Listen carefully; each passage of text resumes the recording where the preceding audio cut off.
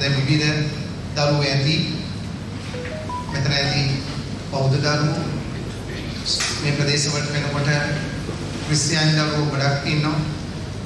ඉස්ලාමීය දරුවෝ ඇති. ඉතින් ඒක අපිට කරන්න දෙයක් නෑ. අපි උපදින් ලැබුණ දේ. අපි එක පරිසරවල ඉපදෙන්න පුළුවන්. ඉතින් අපි පුදුනාම අම්මා තාත්තා කියන විදිහට අපි ආත්ම දහමට යනවා. ඉතින් අපි දකින ඒවත් එක්ක සමහර අවස්ථාවලදී වෛරය, ද්වේෂය, තරහ ඒවත් එක තමයි ඉන්නේ. අපි ඉතින් අය විදිහට කාලයක් ඉතින් සාමාන්‍ය ස්වභාවයෙන් මට නම් එහෙම ලොකුවට ඒ වගේ බේදගෙන දැනෙන ගතියක් තිබුණේ නැහැ. අපේ හාමුදුරුවෝ ඔයගොල්ලෝ සමාජයට අහලා ඇති, දැකලා ඇති. අපේ චිත්තගල්ලේ ආනන්ද සිරි ස්වාමීන් වහන්සේ අපි හමුුණෙන් පස්සේ උන්වහන්සේ ඒ හිත ගැන දේශනා කරන විදිය, හිත ගැන කියන විදිය, හිත සකස් කරගන්න විදිය වෙනස්. ඉතින් ස්වාමීන් වහන්සේට හමු වෙලා ගොඩක් කාල. ඉතින් ඒකත් එක්ක අපි සසිපායතනේ නුගේ කොට අභිධර්ම දේශනා 50ක් කළා. ඒ 50 සමග ඇත්තටම ඒවත් එක්ක ඊපස්සේ ගොඩක් අය ලංකාව විතර නෙමෙයි YouTube කරා ලෝකේ පුරා ව්‍යාප්ත වුණා. ඒවත් එක්ක පිටරට අය ගොඩක් බැලුවා. ඒවත් එක්ක ස්වාමීන් වහන්සේ ගොඩක් විදේශවල රටවල් ගණනාවක දේශනා තියලා තියෙනවා. ලංකාවට වඩා අහන්නේ පිටරට අය. විදේශිකයෝ තමයි. ඒ වහල හිත සෝපත් කරගත්ත පිරිස. ඔයාලට අපි කියලා ඇති ඔයාලා පන්තිමය හම්බුරුත් ඒක ඔයාලට මතකද මේ බැව් ආදරයක ගැන එදා සම්බන්ධ දේවා හදනගත්ත ඉස්කෝලේ ඔන්ලයින් වැඩසටහන. ඉතින් අපි ඒ වගේ ව්‍යාපෘති කරගෙන යනවා. කාලේ තමයි ස්වාමීන්වහන්සේගේ මේ දෝෂවන මේ භාවනා මධ්‍යස්ථානයේ තියෙන්නේ. එතනදී දැන් මේ කාලේ වෙනකොට විදේශිකයෝ එනවා ධර්ම සාකච්ඡා කරන්න. හිත ගැන ඉගෙන ගන්න සමහර සංචාරේ නාය ඒවට සම්බන්ධ වෙනවා ඉතින්. ඒවා කරගෙන හිත සූපත් කරගන්න අය ඉක්මනට ඒවා නිකන් මේ මොහොතින් ක්ලික් වෙලා. ඒකම තාම සහැල්ලු තත්ත්වයකට හිතපත් කරගෙන එක ලෙවල් එකකට ගෙන් පිළිස් දින්නවා. හිත කියන්නේ පුදුම දෙයක්. ඉතින් ඒකත් එක්ක මේ වැඩසටහන මේ මම කරන්න කියලා හිතුවේ දුගේ කොට පන්තිත් අපි ඒක කළා. මේ දුලපු තරකට කරන්න කියලා හිතුවේ ඔයගොල්ලෝ කොනාර පුතා කොනාර බොක්ස් කියලා අහලා ඇති. දැන් YouTube channel වල ප්‍රධාන චරිතය හොඳ YouTuber කෙනෙක් එදිතර බණතුව වැඩ කරන ඒ පුතා ස්වාමීන් වහන්සේත් එක්ක සම්බන්ධ වෙලා ඇත්තටම ඔව් විද්‍යාවතන්පුර විශ්වවිද්‍යාලය ඉගෙන ගන්න. ඉතින් කුරුණෑගල පැත්තේ ඉඳලා බොහොම මහන්සියෙන් ඉගෙනගෙන ඇවිල්ලා ඒ අලුත් ගමනක් කොහොම ජීවිතේ ආරම්භ කළ තියෙන මුල් කාලේ කඩක පැත්ත හાર્ඩ් ඩ්‍රයිව් එක වැඩ කරන අතරේ පොඩි කාමරයක ඉඳලා තමයි ඒ දේ ඉගෙන ගත්තේ. දැන් විශ්වවිද්‍යාලේ වැඩ කරන අතරේ ඒකත් එක්ක අපේ හාමුදුරුවොත් එක්ක අපේ වැව හදන එකට වුණියාවේ වැව හදන ලංකාවේ 15%ක් ඉන්නවා බොන්න වතුර නැති අය සල්ලි වලට වතුර බොන්න. අපි බෝතල් වතුර සල්ලි වලට දෙන්න බොනවා. එහෙම නෙමෙයි දිනපතාම බොන්න වතුර නැති හින්දා කිලෝමීටර ගණන් පයින් ගිහින් අර ලීටරයක් රුපියලයි දෙකයි ඒ වගේ සල්ලි දීලා වතුර අරගෙන ඇවිල්ලා බොන්න වතුර ටික තියෙනවා. ඉතින් රටක් විදිහට අලගාට වෙන්න ඕන අපේ රටේ අයට බොන්න වතුර ටික මෙච්චර රටේ දී ගන්න බැරිලා තියෙනවා. කන්න කැම ටික හරියට දින 365 ලැබුණට දී ගන්න බැරි වෙලා තියෙනවා. ඉතින් මේ කොණාර්පුතා පිටක සම්බන්ධන පස්සේ අතරම ඔහු ලොකු මේ වැඩසටහන ගැන ස්වාමීන් වහන්සේත් එක්ක එහි ගිහිල්ලා ඒ වැවේ සිදුවන සංවර්ධනය හැම විටම අප්ඩේට් කරනවා. විස්තර කරනවා. ඒ පාසල ගැන විස්තර කරනවා. ඒ වහරහා අපිට උදව් ලැබෙන ඒ කර්තව්‍යය ලොකු යාපෘතියක් වඩ පත්තර තියෙන එක කරගෙන යනවා. ඉතින් ස්වාමීන් වහන්සේ සම්බන්ධ වෙලා ඉස්සලා ඒකේ විද්වත්තුමා එක වේලක් ඕ දෙකක් කඩ දුන්න එකට දැන් රැය ඉගෙන ගන්න ළමයිටත් එක්ක අපේ ස්වාමීන් වහන්සේ ඒ තියෙන කායක සම්බන්ධ වෙලා ඉඳන් කරපින් තුන් වේලම කන්න දෙනවා. ඒ ළමයි ඉගෙන ගන්න. ඉතින් ඒකට හොඳ ක්‍රිකට් පිට්ටනියක් හදනවා ලෙදර් සෙල්ලම් කරලා. මොකද අපේ රටේ දරු සමහර අය දුරට ඔකට ඌව කරන්නේ ඕන නරක වෙන වැඩ. අපි මිනිස්සු හිතන්නේ ඒ මිනිහා ඒ පැත්ත එහෙමම ඉන්නවා. ඕන නිකන් ඒ මට්ටමට ගන්න ඕනේ නැහැ. රටම එක මට්ටමට ගන්න ඕනේ නැහැ. ඒකනේ වෙන්න ඕනේ. කොහේ හිටියත් අපේ රටේ දඟු සිංහලද දෙමළද මුස්ලිම්ද ඒ ප්‍රශ්නයක් නෙමෙයි වහදාගත් සම්මතය. ඉතින් අපි හැමදාම ඔයගොල්ලන්ට කවදාවත් මේ පන්තිවල අපි ආගම් ಜಾති කුල ભેද කියලා සලකලා කියන්නේ නැහැ. අපිට වැඩකුත් නැහැ. පාසල් ભેදයක් අරගෙන ඉගෙනුවෙත් නැහැ. ප්‍රදේශ බැඳුවෙත් නැහැ. අපේ රටේ දඟුව කියලා හිතලා විතරයි අපි හැමදාම ඉගෙනුවේ. ඒ විදිහට තමයි උගන්වන්නේ ඉදිරියට. අපි නිසාම ළමයි ભેද වලින් යක්තල් ළමයි ඉන්නවා ගොඩක්. ඉතින් ඒකත් එක්ක ඕගොල්ලන් අපි මේ වැඩසටහන මේ පුතා විස්තර කරයි තවදුරටත්. ඉතින් ඒ YouTube එකේදී වැඩසටහන මම බලලා හරි සතුටු වුණා අපේ ස්වාමීන් වහන්සේ මේ කියන මේ සින්දුවක් අරගෙන ඒකේ තියෙන විග්‍රහය, ඒකේ තියෙන ගැඹුරු අර්ථය අසන්ට විස්තර කරනවා. ඉතින් මට හිතුණා මේ දරුවන්ට ඒ හිතත් එක්ක යන්න මේ ලෝකයේ මේ දක්වා බින ශ්‍රේෂ්ඨ දාර්ශනිකයෝ නේ ක්‍රිස්තුස් වහන්සේ ඔය දේ කතාම ඒ විස්තර හිතගෙන කියන දේ ගැන යම් දෙයක් ඕගලන්ට වෙනස් දෙයක් කරන්න. ඒ ඕන දන්නවා අපි පන්තියක තමයි දක්වත් මෙහෙම සූදානම් කරලා මෙහෙම එකක් වම කරලා නැහැ. ළමයි මොන හරි සින්දුවක් කියනවා අවසන් කරනවා පන්ති ඉච්චට. මට හිතුණා නිකමට මේ අවුරුද්ද එහෙම කරන්න පොඩි ලොකු කාලයක් ගන්න නැහැ. ළමයිට සින්දු කියන්න හරි මේ අවස්ථාවක් දෙනවා. ඒකත් එක්ක ඔයගොල්ලන්ගේ සමාජික ජීවිතයේ අදට නොවෙන්න පුළුවන්.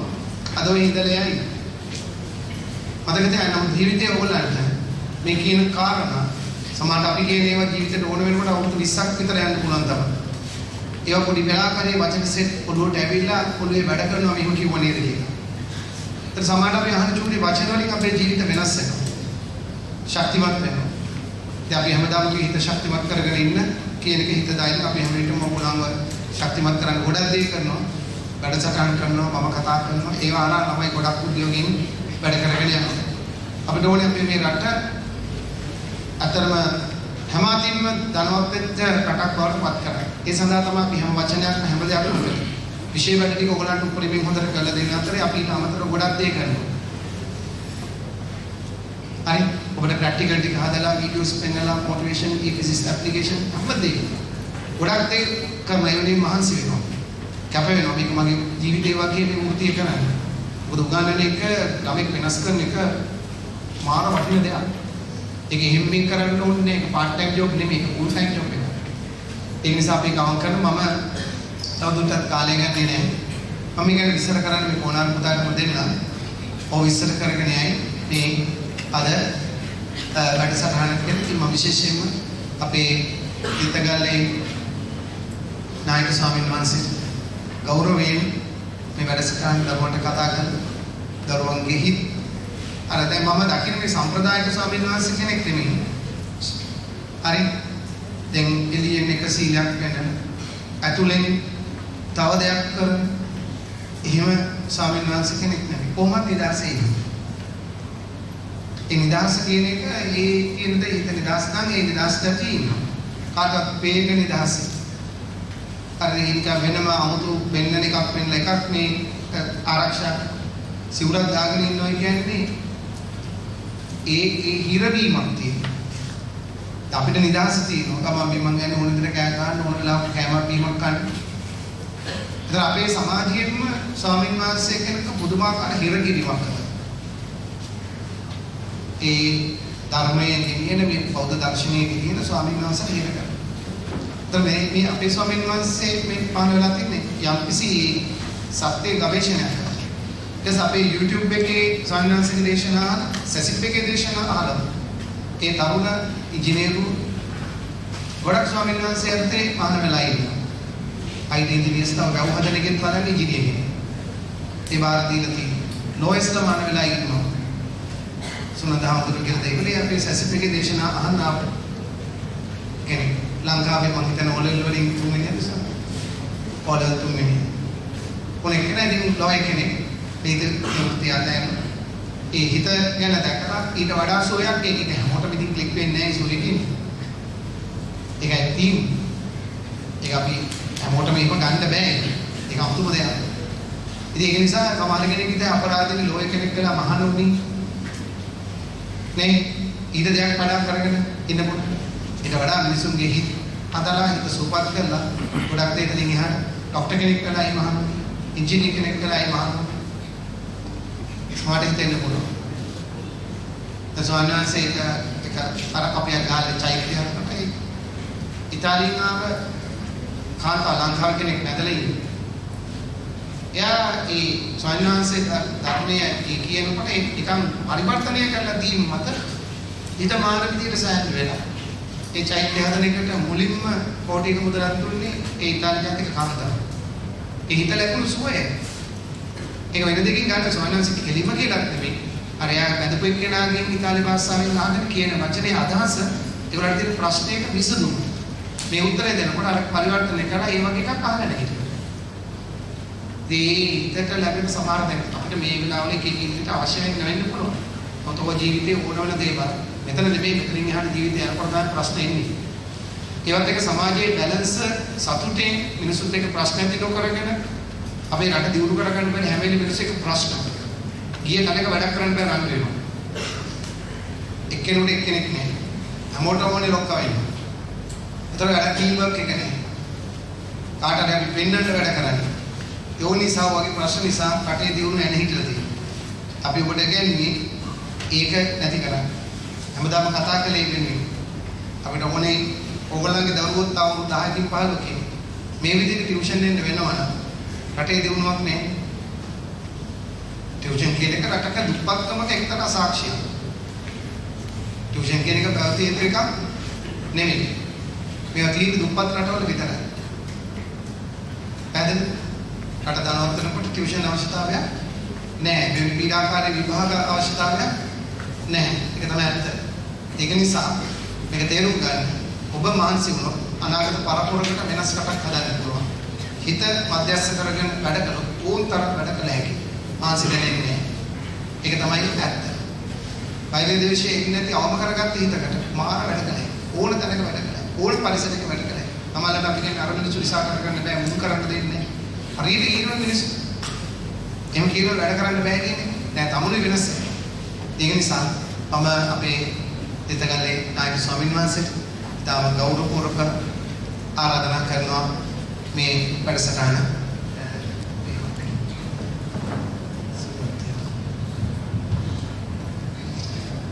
ආයුබෝවන් වඩුවන් ආයුබෝවන් මීට අවුරුදු දෙකකට කලින් මාත් ඔයාලා වගේම මේ ක්ලාස් එකේ නෙමෙයි කුරුණෑගල ඉගෙනගෙන අද කැම්පස් එකේ ඉන්නේ මම ඔය තැනට ගියා හැබැයි පුංචි වෙනසක් තිබ්බා ඒ කාලේ පන්ති අන්තිම දවසට අපිට මේ වගේ අවස්ථාවක් ලැබිලා නැහැ අපි ගුරුවරු දැකලා තියෙනවා ගුරු හොරු දැකලා තියෙනවා හැබැයි ගුරු පියවරු හැමෝටම දකින්න වාසනාව නැහැ. ඒ වාසනාව මේ මං ඉස්සරහින් හැමෝටම තියෙනවා. මොකද අනිත් සර් කියන්නේ ගුරු පියෙක්. අවසරයි හැමතුරුනේ. මම මේ කරන වැඩසටහන මයි කොනාර ලොක්ස් YouTube channel එකේ මාසෙට පාරක් සතියකට පාරක් කරන්න පටන් ගත්තේ. හැබැයි පළවෙනි වැඩේ සර් දැකලා සර් අපිට එන්න කියනවා. පළවෙනි එක අපි ඊයේ නුගේ කොට කරා. වැඩි කතා බහ ඕනේ නැහැ. අපි මුලින්ම වැඩේට යන්න. සරත්නන්ද මහත්තයා සින්දුවක් ලියනවා මේ බොල්පිනි වැහෙන සැන්දෑවේ ඔබගෙන් සමුගෙන යා යුතුයි. තවමත් ඔබ ඇත සෝනින්දේ ඒකයි මා නොගෙන යන්නේ. මේ සින්දුව අහනකොට පළවෙනි දවසේ මට මතක් වුණේ මොකක්ද දන්නවද? කෙල්ලෙක් ඉන්නවා, කොල්ලෙක් ඉන්නවා. දැන් මේ රැයට තින්න හම්බෙලා යන්න දෙනවා ලව් ස්ටෝරි එක. ඕක තමයි අපි හැමෝටම මුලින්ම ඔළුවට එන්නේ. හැබැයි ඒ සින්දුවේ අපි කාටවත් නොතේරෙන කවුරු නොදන්න අර්ථයක් අපේ හමුදාට කියලා දුන්නා. අපි සින්දු අහලා ඒ අර්ථයට මේ ඉන්න චෙක් පොයින්ට් සංගීත කණ්ඩායමේ රිද්මයි ඉන්නවා, අසිතයි ඉන්නවා, ජුනයි ඉන්නවා. අපි හලවලු.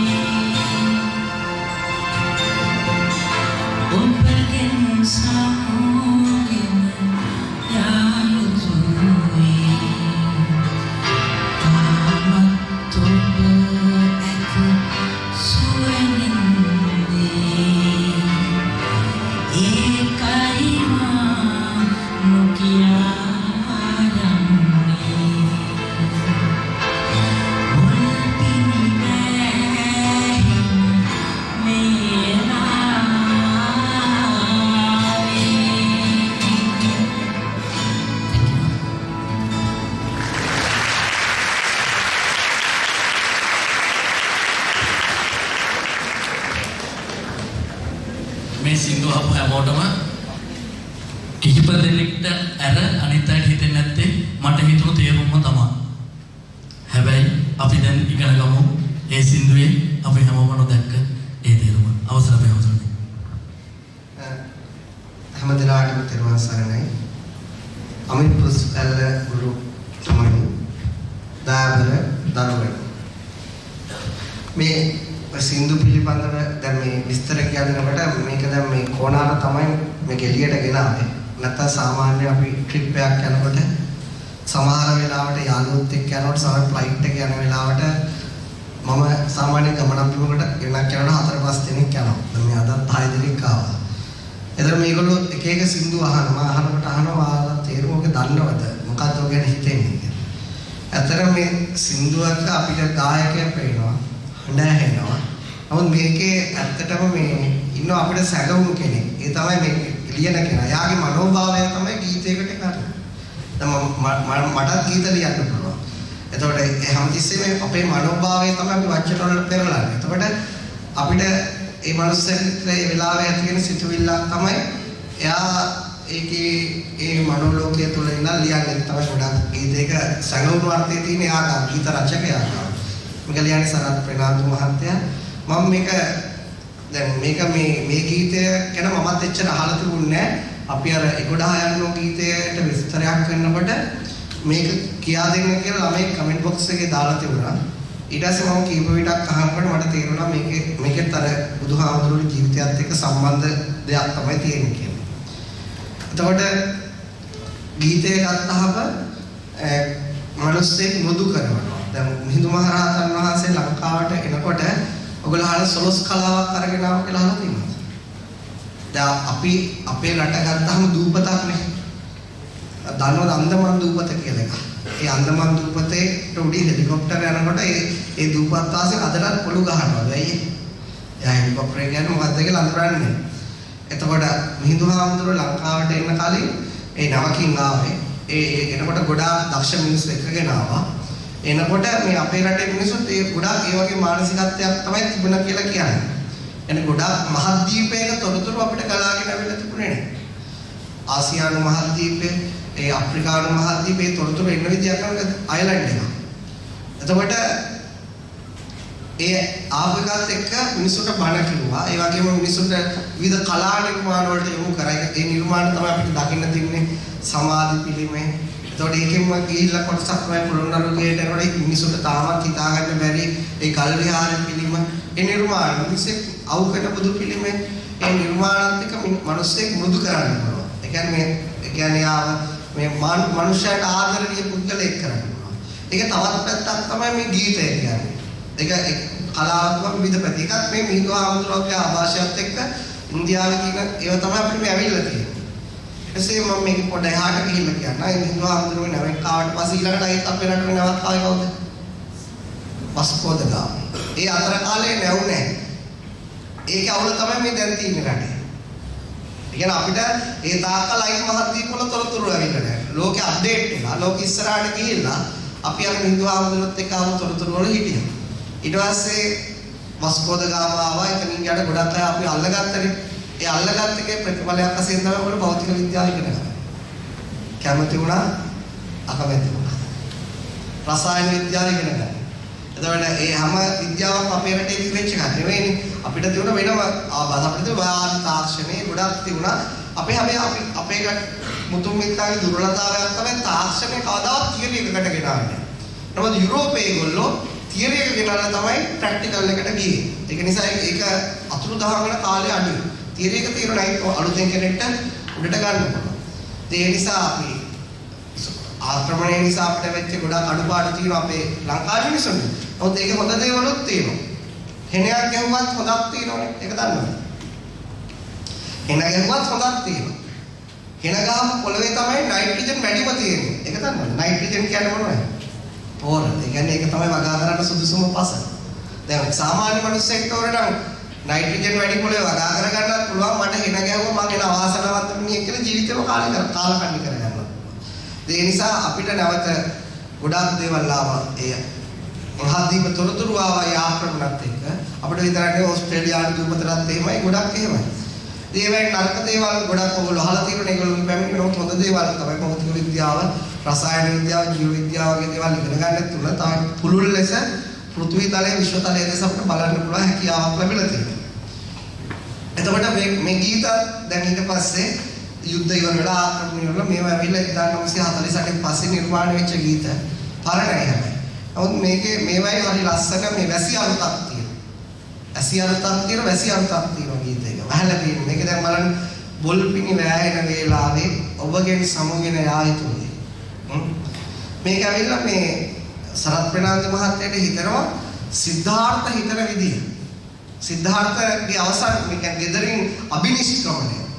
ඒ කියන්නේ දැන් අබිනිෂ්ක්‍රමණය කරන වෙලාවේ ඔයගොල්ලෝ අහලා තියෙනවා රාහුල ඉපදිලා වැඩි දවසක් නැහැ. අවසානයේ රාහුල තුරු කරගෙන අම්ම රාත්‍රියේ නිදි යසෝදරාව.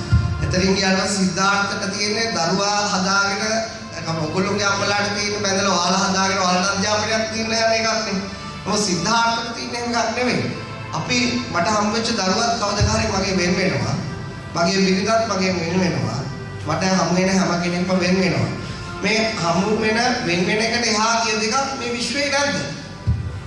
දැන් ඔයගොල්ලෝ අද මේ ක්ලාස් එකේ අන්තිම දවසනේ. අයින් දැන් හමු වෙනවා වෙන මේ ওই දෙක වෙනවා කොහොමද? ඔයිට එහා තුන්වෙනි එකක් මේ ලෝකේ නැද්ද කියන සිද්ධාර්ථ හැමතිස්සෙම කල්පනාවකට. ඒතකොට යාට ඕනුනේ ඒ තුන්වෙනි ස්වභාවය හොයාගන්න. ඒකට කියනවා මේ සත්‍ය ගවේෂණය කරනවා. ඒතකොට නමුත් එයා සත්‍ය ගවේෂණය වුණත් එයා මිනිස්සෙක් නේ. එයා අපි වගේම මිනිස්සෙක්. එයාට දරුවත් එක්ක බැඳීම නැතුව නෙවෙයි. එයාට බිරිඳට තියෙන ආදරේ නැතුව නෙවෙයි. අගේ යහළුවන් එක්ක කාලා බීලා එන්ජොයි කරපු මිනිස්සෙක් ඒ වෙනකොට අවුරුදු 29 වෙනකොට රාමේශ්වරම සුමාලිය නැවත කරන්න ආසාව නැතුව නෙවෙයි. නමුත් එයාට හිතෙනවා මේ බොල්පිනි වගේ අපේ ජීවිතේ. බොල්පිනි කියන්නේ මොනවද? ඒ කියන්නේ බොල්පිනි කියන්නේ ඔයගොල්ලෝ දන්නවද උදේට ඉරු දැක්කම විනාශ වෙනවා. ඉර දැක්කම පින්න අතුරු දහම් වෙනවා. ඒ වගේ තමයි බොල්පිනි කියන්නේ. ඒ වගේ තමයි මේ අපේ බැඳීම් ජාලාවත් එයා දකිනවා. මිනිස්සුන්ට තියෙන බොල්පිනි වගේ දැන් අපි කාට එක්ක හරි ආදරයක් හදාගත්තොත් කවුරු දෙපැත්තේ එක පැත්තක් විරුද්ධ වෙච්ච ගමන් ඒ ආදරය ඉවරයි. හිරු දුටු පින්න වගේ. අපේ අම්මා තාත්තා එක්ක තියෙන බැඳීමත් එමය එක්කෙනෙක් මරණයෙන් එක විශාල විනාශයකටපත් වෙනවා. නිසා මේ කිසිම හරයක් හොයාගන්න බැරි කිසිම අර්ථයක් නැති ජීවිතයක් මිනිස්සු බැඳීම් ජාලාවක් එක්ක මනෝලෝකික ජීවත් වෙනවා. දැන් ඔයගොල්ලෝගේ හිතේ තියෙන මොනවද? ඔයාලගේ හිතේ තියෙන ඔයාලගේ අම්මට කොහොමද හොඳ ජීවිතයක් උදාගන්නේ? තාත්තට කොහොමද හොඳ ජීවිතයක් උදාගන්නේ? කොහොමද අම්මා තාත්තා මට කරපු ආදරයට මට කරපු පරිත්‍යාගයට මම පෙරලා පරිත්‍යාග කරන්නේ? ඊළඟට මම කොහොම මගේ ආදරවන්තයාට හෝ වන්තියට කොහොමද මම ආදරය කරන්නේ? ඒ වගේ ඊළඟ කොහොමද ගියාට නැත්නම් ගියක් හදාගන්නේ? මේ වගේ සාමාන්‍ය මිනිස්සෙගේ සීමාවක් තියෙන. ඒකට කියනවා මනෝලෝකයක් කියලා. මේ හැම කෙනෙක්ටම එක එක මානසික ස්වභාවයන් පවතිනවා. සිද්ධාර්ථටත් ඒ ඔයාලට පවතින වගේ මානසික ස්වභාවයක් තිබුණා. එයා ඊළඟට ඔටුන්නහිනි කුමාරයා ඒ ප්‍රදේශේ ඒ රාජ්‍යයේ. නමුත් එයාට ඊට එහාට වඩා කියන මේ බොල්පිනි වෑයන වේලාවේ ඔබගෙන් සමුගෙන යා යුතුයි. එන යසෝදරාට කියනවා ගැන හිතනවා ඔයාගෙනුත් මේ රජමාලිගාවේ ඉඳගෙන මට සමුගෙන යන්න වෙනවා. හේතුව මට මේ බොල්පිනි වලට එහා කිය දෙයක් හොයාගන්න ඕන. තාමත් ඔබ ඇත සුවමින්දේ ඒකයි මානව කියා යන්නේ. තාමත් ඔබ ඇත සුවමින්දේ. කියන්නේ උඩින් අර්ථය ගත්තොත් යසෝදරා රාහුලත් එක්ක ඉන්නවා කාමරේට එලා ඔයගොල්ලෝ චිත්‍රයක දකින්න මෙහෙම බලලා යනවා කියලා වගේ නොදැනෙන ඒක උඩ අර්ථය. යට අර්ථය ඒක නෙවෙයි. අපි හැම මිනිස්සෙක්ම අපේ ඔයාලා මේ අවතුරත් ලොකු දැඩි නිද්‍රාවක් පසු වෙනවා. ඒක තමයි මෙතන මම හිතන්නේ හිතන්නේ. මොකද නිද්‍රාව ආසාවෙන් සම්පූර්ණ වුණාම ජීවිතේ යථාර්ථය පේන්නේ නැහැ. කියන්නේ අපේ හිතේ ආසාව වැඩි වුණාම අපිට අවට වඩපිට අහස ගස් කොළන් පරිසරය කිසිවක් පේන්නේ නැහැ. කියන්නේ ගස් කපනකොට මිනිස්සු විරුද්ධ වෙනවා ගස් වලට ආදරය කරනවා. නමුත් අර ආසාවෙන් මනුස්සයෙක් ගස් කපන එක ප්‍රශ්නයක් නෙවෙයි. එයා නිද්‍රාගත වෙලා තියෙන. එයා පියවිසින්නේ නැහැ. එයාට ඒකට ආදරයක් දැනෙන්නේ නැහැ තව පරිසරයට ස්වභාව දහමට. එතකොට නිද්‍රාගත වෙලා. එතකොට ඒක යාට හරි සැපක් කියලා හිතන මිනිස්සු හිතන්නේ මේ බැඳීම් වලින් හදාගෙන නඩත්තු කරගෙන මේ ජීවිතේ තමයි සැප කියලා. ඒකට කියනවා තාමත් ඔබ ඇත සුවනින්දේ.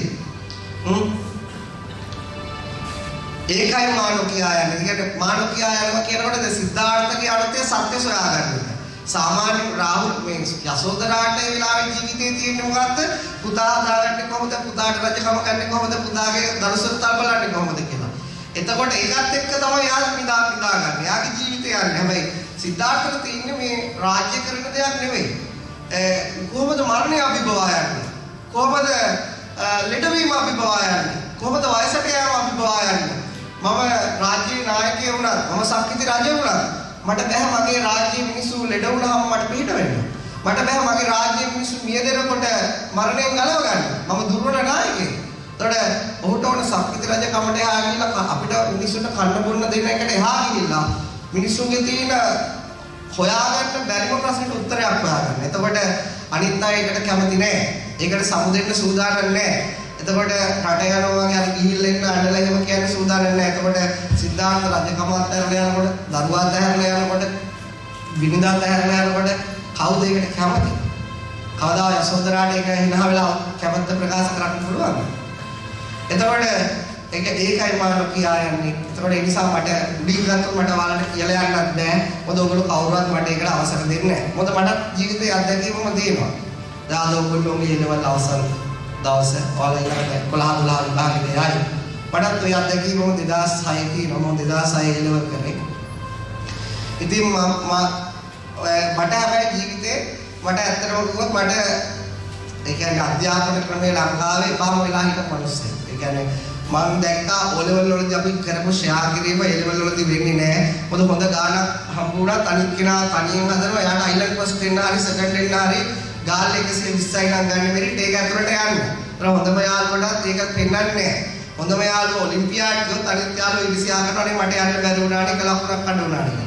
ඉතින් මට ඒක නිසා අධ්‍යාපනය ගැන මම කොහොමද සම්දෙන මානසිකත්වයෙන් හිටියේ A-level කරනකොට මටත් ඒ ජීවිතේ මට පෙරුණා කව එකක් තියෙන එක අයින් වෙලා යනවා. නමුත් ඒකට ළඟ ඉන්න යාළුවෝ කැමතිත් නැහැ. අම්මා කැමතිත් නැහැ. නෑදෑයෝ කැමතිත් නැහැ. නංගි කැමතිත් නැහැ. සමහර යාළුවෝ තාම අදලත් කතා කරන්නේ පැවිදි වෙන්න ගියාට. ඒක යාළුවෙක් මට කිව්වා අපි ඉච්චර ලොකු මුදලට තීච්ච මිනිස්සු නෙවෙයි. එයා කිව්වා මට අක්කර 5ක් දෙන්නම්. එයාට අක්කර 50ක් කිව්වාට ලියලා දෙනවා මහාන වෙන්න යන්න එපා කියලා. ඉතින් මම එයාට කිව්වා මම මේ ගමනේ යන්න ඕන. එතකොට මට 19 වයස විභාගෙ ලියලා ඔය විභාගෙ පාස් වෙනවා විශ්වවිද්‍යාලෙ තීරලා තිබුණා. ඒක මම සත පහකට ගණන් ගත්තේ නැහැ. මම රස්සාවක් කරා මාස 6ක් ඒකත් මට එච්චර වැඩක් නැහැ. ඒතකොට ලක්ෂ එකමාරක විතර මඩියක් හම්බුණා. මට අවශ්‍ය වුණේ මේකට ගමන පාළුව තනිකමට එහා ගිහින් දෙයක් ලෝකෙ හොයාගන්න නැද්ද කියලා. මම ඔයාලගේ වයස වගේ මම ආදරේ කරා මට ගෑල්ලා මේ කිව්වා ගෑල්ලා මට එකපාරක් කියන්නේ ගියාම ලොකු කේස් එකක් තමයි ඒ නිසා ලොකියම යන්න මම තීරණය කරා. කියන්නේ අපේ ආදර සම්බන්ධතාවය අදටත් විදිලා නැහැ. කියන්නේ මම තරහයි කියලාත් නැහැ, එයා තරහයි කියලාත් නැහැ. මම එයාට කිව්වෙත් නැහැ අර දවසේ. මම උදේ මගේ ෆෝන් එක කළුතර ගාවට දාලා හවස මම ගියා. එතකොට මම දන්නවා ඒක මට කාටවත් කියලා කරන්න පුළුවන් දෙයක් නෙවෙයි. ඒක අපේ අම්මවත් කැමති උනේ නැහැ. ඒ නිසා මම සාමාන්‍ය මිනිස්සෙක්. නමුත් සිද්ධාර්ථ කියන්නේ රජ කුමාරයා. එතකොට ධම්මගේ ගාව මහන්නේනෝ සර් කිව්වා වගේම අයිලන්ඩ් තර්ඩ් ගත්ත O-level අයිලන්ඩ් තර්ඩ් මම A-level අයිලන්ඩ් 10යි. එතකොට තව ගොඩාක් දක්ෂ ළමයි. දැන් අයිලන්ඩ් පස් ගත්ත කෙනාත් අපේ අවුරුදු මහාන වෙන්න ඕනේ කියලා ඒ අම්මා අපේ පන්සලට එන්න දෙන්නේ නැහැ. දැන් සිඩ්නි ඉන්නේ තහනම් කරලා තියෙන අම්මා ලංකාවට ආව පුතා ගාවින් අපේ පන්සලට එන්නේ. ඒ නිසා මේ ඒක වෙන ෆීල් එක මිනිස්සුන්ට ඒකට මිනිස්සු කැමති නැහැ. මොකද අම්මට හිතෙන් පුතා ගියාම එයාගේ ලෝක ඉවරයි කියලා. ගැහණු ළමයට හිතෙන් එයාගේ ලෝක ඉවරයි කියලා. නමුත් සිද්ධාර්ථට ඕන සමහර වෙලාවට සිද්ධාර්ථ විතරක් නෙවෙයි මේ ලෝකේ ජීවත් වෙන ප්‍රඥාව වැඩි වෙනස් විදිහට හිතන මිනිස්සුන්ට ඕනේ ඊට එහාගේ ලෝකයක්. ඊට එහාගේ ස්වභාවයක්.